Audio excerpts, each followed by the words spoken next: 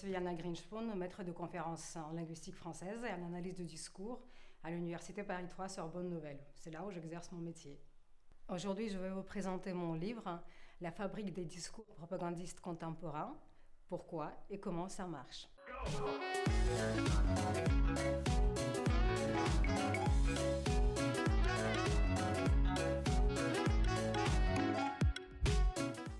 L'écriture de ce livre est un peu liée à mon histoire personnelle.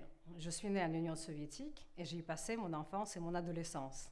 Pendant tout ce temps-là, moi, comme d'autres citoyens soviétiques, nous étions exposés à une propagande qui était omniprésente et qui était extrêmement agressive.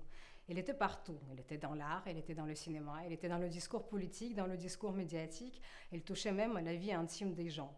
Et donc, quand j'ai quitté la Russie et je suis arrivée en France, j'ai pensé que plus jamais je ne rencontrerais ce type de discours ou, en tout cas, la propagande d'une telle envergure. Eh bien, je me suis trompée.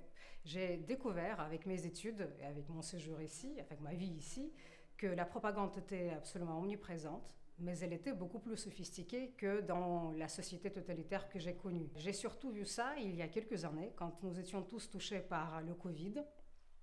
Donc il y avait deux types de discours qui circulaient dans la société et c'était absolument fascinant. Il y avait un discours qui préconisait le vaccin et il y en avait un autre qui préconisait de ne pas se faire vacciner.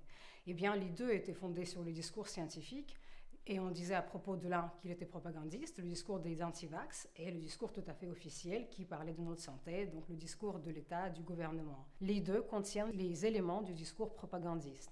Alors c'était très intéressant de voir comment nous sommes influencés par les uns et par les autres. Il n'y avait pas que le Covid, il y avait aussi, quand je terminais le livre, la guerre qui s'est éclatée entre la Russie et l'Ukraine. Et donc j'ai été replongée dans le bain propagandiste que j'ai connu, la propagande russe, qui n'a pas changé d'un iota, mais qui est devenue extrêmement sophistiquée, parce que les Russes ont appris chez les Occidentaux comment manipuler les avis, les opinions. Il y avait une autre propagande, la contre-propagande, peut-on dire, ukrainienne, qui contenait aussi en elle les éléments propagandistes. Et à côté de ça, il y avait la propagande occidentale qui s'est faite relais de deux types de propagande. Et donc je me suis intéressée aussi à ça.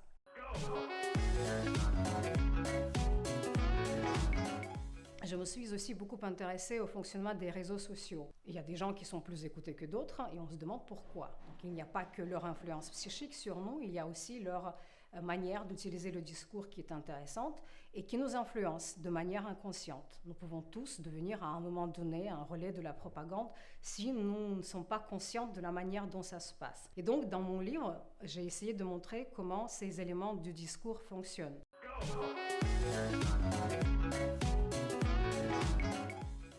Il existe beaucoup d'ouvrages sur la propagande, beaucoup d'ouvrages théoriques, les sommes importantes pour tout le monde, mais il me semble qu'il y a eu peu de livres qui ont abordé réellement le travail sur le langage.